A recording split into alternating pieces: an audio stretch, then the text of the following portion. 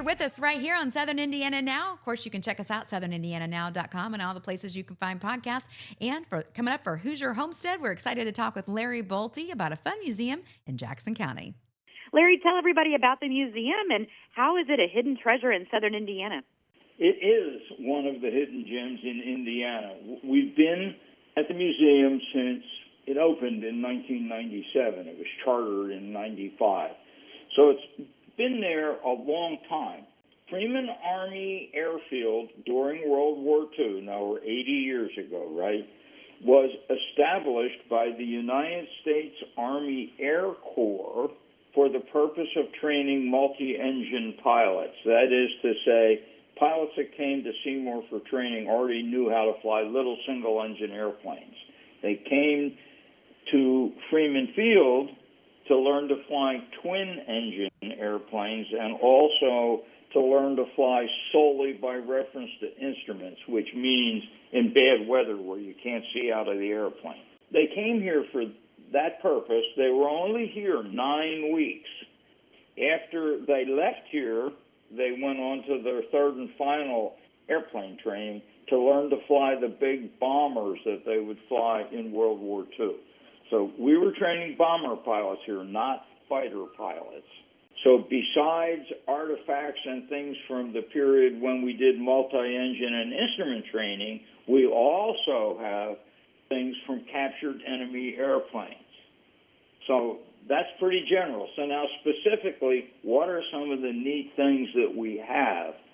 First of all, we have the original fire truck that was here during the training period. They called them crash trucks, right? They had to take a fire truck out if an airplane crashed.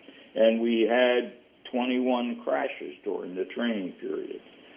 So we have that truck, not one like it. We have the truck by serial number, and it's been restored.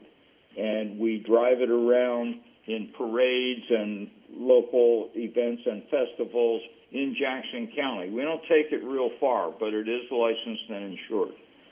So that's people like that. It's a 1942 Ford body, chassis with an American LaFrance fire body on it. So that's pretty neat. We have a lot of weapons that people have given us, both handguns and rifles, and they're demilitarized in the museum.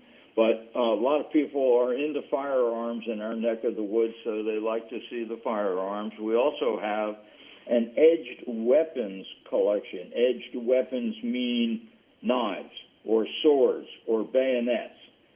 And we've been given a lot of stuff that people brought back from the war with Japanese samurai swords and Russian bayonets and German things. So we have some pretty neat stuff to show people. We have one really valuable German dagger that knife collectors go nuts over. Let's see, for other neat stuff, in terms of the captured enemy airplane things, we don't have any whole airplanes to start with. So if people come to our museum and expect to see whole airplanes sitting in hangars, they'll be disappointed. But we have a lot of pieces of airplanes. We have aircraft engines. We have parts of both of the German frontline fighters, the Bf-109 and the FW-190, for your listeners that might be into this sort of stuff. Hey, Larry, when's the best time? Can people just go online and get tickets? How do they come visit you? So we're open officially every Saturday morning from 10 in the morning until 2 in the afternoon. You don't have to have any tickets. You just come then. And just like the Air Force Museum, our museum is free. Parking is free. If folks would like to make a donation, we would be thrilled and gratified to receive it. We know that Saturdays aren't convenient for everyone. So if you call us, and our phone number's on the website, 812-271-1821. If you call us or email us, then we open during the week for people if they want to see it. We like to see groups. We do church groups, homeschool groups, educational groups, historic group, whatever. And so we're happy to open and do that during the week if people would like to see things. All right, lots of good things happening. You can check out the museum, of course, visit their website, and you can go give them a visit on Saturday or any other day that works out for you and your group schedule. Keep it right here on Southern Indiana Now. I'm Kelly Trask. Coming up next on Hoosier Hustle, we are going to visit with Shemp's Confectionery downtown Jeffersonville. It's going to be a fun trip. You're going to come along with us.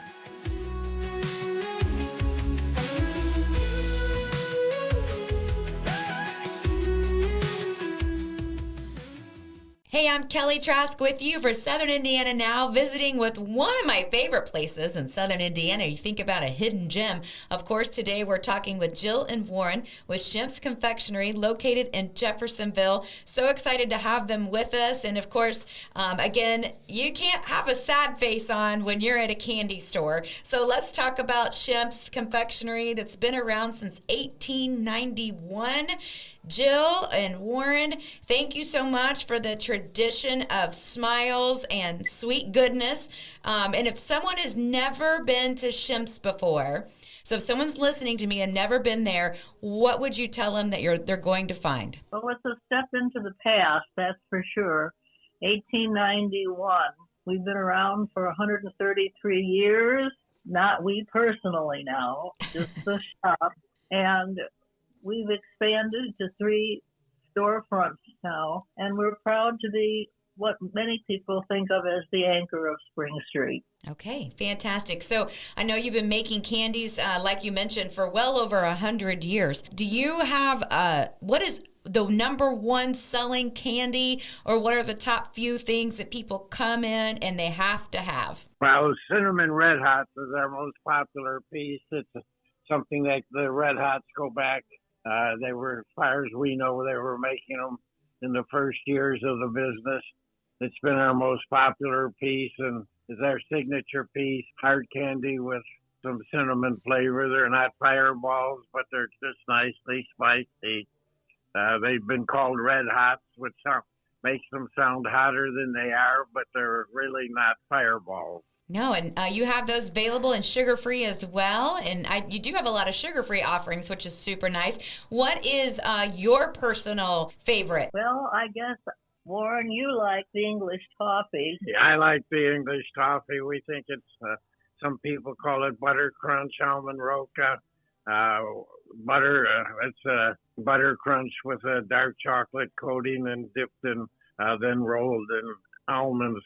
That's my favorite piece, and Jill's favorite is the peanut clusters, the vanilla peanut clusters that have a vanilla cream center. That's her favorite, and of course, both of us really like our signature bourbon balls also. They're really one of my favorites also. We also make a lot of caramel products that we're very proud of and we think are some of the best. We make dipped caramels, sea salt caramel dip, and then we use our caramel, it's our Majeska's caramel covered marshmallow, which was named for Helena Modjeska by a local candy maker in Louisville in the 1880s, very famous Polish-American actress. And we have this candy that's named for a local personage. Well, she wasn't local, but it's local to Louisville. The rest of the country calls them Carmelos. So we use our caramel in a number of our products that we're very proud of. Also, techniques that have stayed.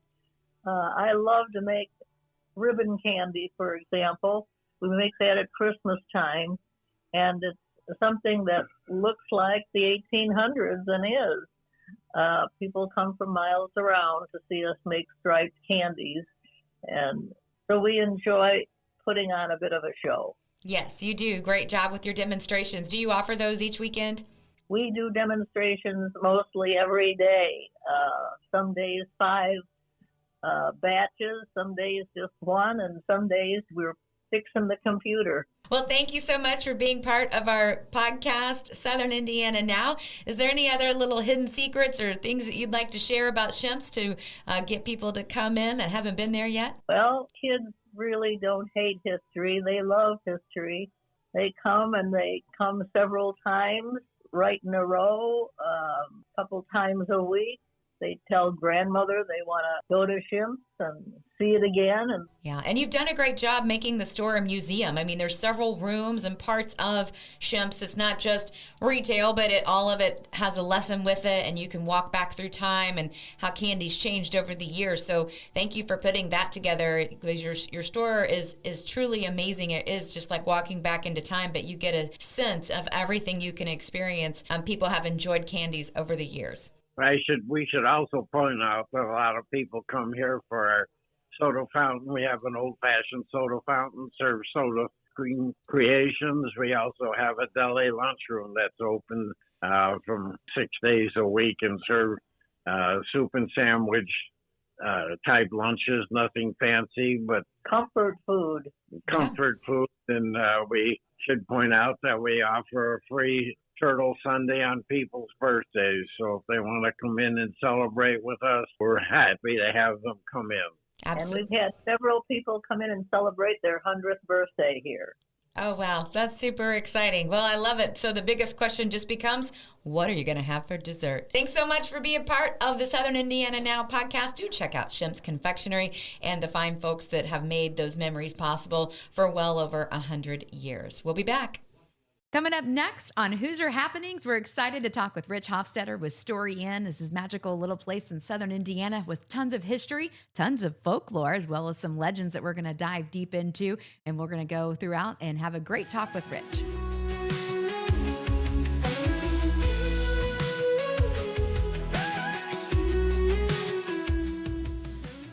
Rich, thank you so much. I know the Story Inn has such a rich history dating back to the 1850s here in southern Indiana. So let's talk about where it's located and how the story all began. Story is an unincorporated town in southern Brown County, Indiana. And so it's about 12 miles south of Nashville. So there used to be a post office, grain mill, sawmill, slaughterhouse, blacksmith forge, dairy barn, schoolhouse. All these different cottages are now overnight accommodation. And the whole property is a National Historic District that operates as a hotel and restaurant. Back in the day, in 1851, the cavalry came into Brown County to move out the Native Americans. There was a treaty with the natives so that they would stay where they were, but that treaty didn't last. So George Story was the medical doctor in the cavalry that moved out the natives, and he got the land as payment. So there's a land grant from the President of the United States, from Millard Fillmore, that gave the land to George Story, as many towns often are, named after people who first established the place. So Story named the town after himself, brought over his family from Ohio, who were timber harvesters. The town became a logging community. And after they cut down the trees, it became a farming community. But it was a thoroughfare from Columbus to Bloomington before they built State Road 46. So it was the main stop, and that's why the general store still stands. It's because it was the main stop on the byway to get from Columbus to Bloomington. Yeah, I love that. So if someone's listening to the podcast and they've never been to the Story Inn, or they want to make it part of a trip into the southern Indiana area, what's the best way to find you? How do they get connected? And then we'll talk more about the guest experience. The Story Inn is a hotel, destination hotel, restaurant. There's a tavern and event venue. So guests come for a lot of different reasons. It's a diverse demographic, but people can get online. There's social media presence. Story Inn, the business name is Story Bed and Breakfast Inc. So there's a diverse demographic. People come down for, with their car clubs, motorcycle riders, horse riders from the state park. We host mountain bike races where the property is adjacent to both the Brown County State Park and the Hoosier National Forest. So there's a lot of recreation, and Story is a corridor between the two public lands. The inn is kind of the means for me to preserve the property, which is a historic district. So I dearly need the hotel portion of the business and the restaurant portion and all the different aspects of the business in order to preserve the property, which is the National Historic District. So in the past, there was all these other buildings too, but even not so long ago when I was a kid, there was, a gift shop, a secondhand thrift shop, an art studio, a tack shop, and all these artists. They couldn't really make enough money to renew the leases. So that's why all these cottages were converted into overnight accommodations. to serve as the hotel portion of the business with 15 overnight accommodations. I love that. Well, definitely want to get connected to the Story Inn. You can give them a call and you can check them out online and you can make your reservation, enjoy some great food, and we'll get making sure that you've got the Story Inn as part of one of the places that you must see in Southern Indiana.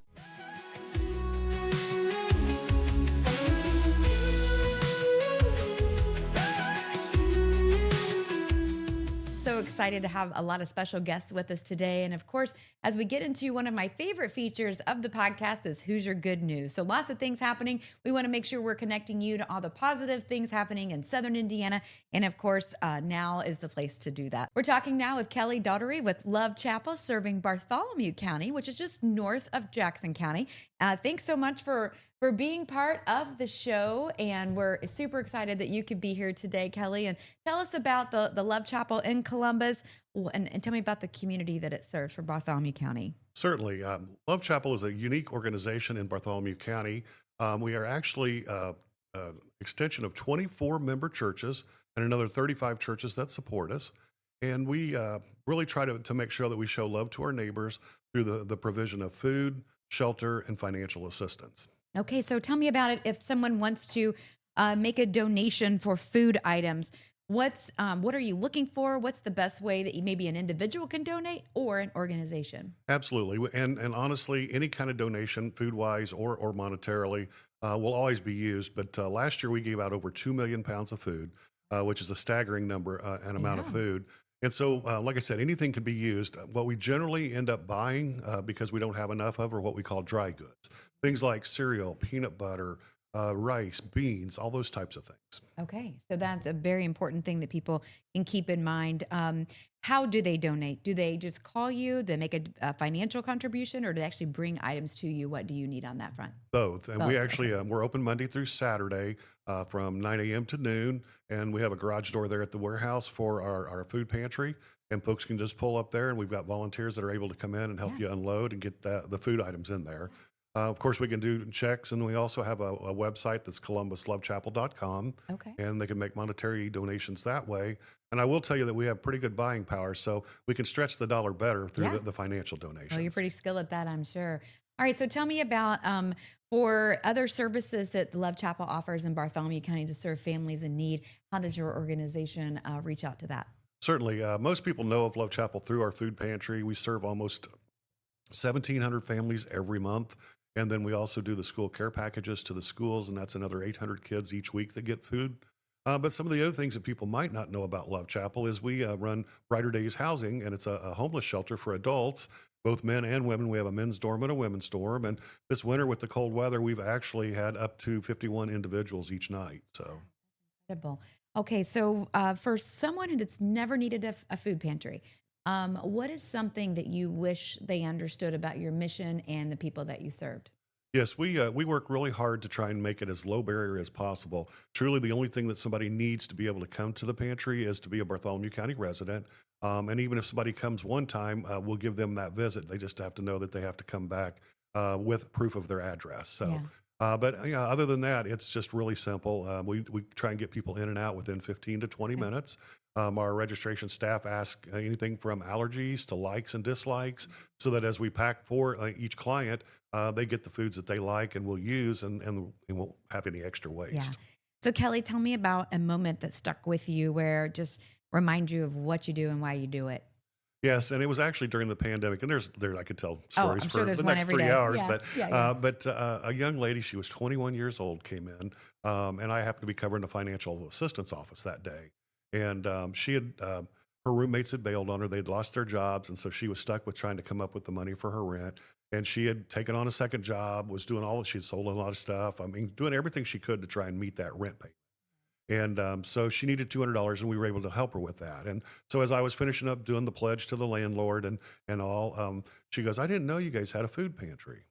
And I'm like, "Oh, really?" She goes, "Yeah, I actually went across the street thinking I was there for financial assistance, and I signed up. And next thing they know, they pushed this cart of food out to me."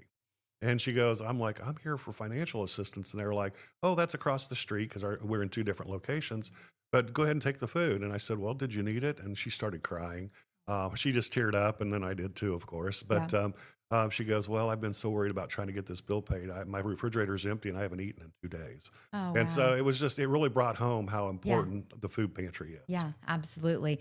Well, Kelly, if people want to donate, get involved in some like systematic donations, maybe that's something once a month or something they can do. And they don't even have to be in Bartholomew County to make a difference in Bartholomew County. So what's the best way to get connected with you? Website, phone number? How would you like people to do that? Website is by far the best. It's columbuslovechapel.com, but you can also give us a call at 812-372-9421. The website, though, also has a section where it's for Get Help. So if you need to find out all the resources that we offer, you can go into that section and it will help lead you to what area you need help in. It's got a listing of all the hot meal sites, when the food pantry is open, the mobile pantries that we do. But then you can also go to the Give Help, and that's where you can actually sign up to donate, one time, recurring. But you can also see volunteer opportunities, because one of the things that's unique about our organization is that in December, we had 398 volunteers to help us do what we do. And so you'll go into the food pantry. It takes about 20 people to keep it open, and we'll have 2 staff members and 18 volunteers. So there's all kinds of opportunities to volunteer as well. Lots of things coming up on Hoosier Happenings. You want to keep it right here, of course. We've got You're in Town the Musical daily at the Derby Dinner Playhouse. That goes through March 30th. You can check that out, schedule at derbydinner.com. As well as in Jackson County, Indiana, you got the Stars Align Comedy Show. That's going to be super fun. That's at Rails Craft Brew and Eatery, downtown Seymour. Coming up in Columbus, you've got the Indian Association of Columbus will be hosting their International Women's Day, and you can check that event out and you can get more information online as well. So if you have a special event, something you'd like to make sure that we cover in Hoosier Happenings, keep it right here on Southern Indiana Now. So make sure you're staying tuned to all the different places you can download podcasts, including Spotify, Apple, iHeart, and YouTube, as well as our website, southernindiananow.com. If you'd like have a suggestion for a show or anything else you'd like to do, you can always email that to us. We'd love to find out more. We are always uncovering the hidden gems and things, but we just want to give everybody a taste of what life is like in Southern Indiana. Get in the know.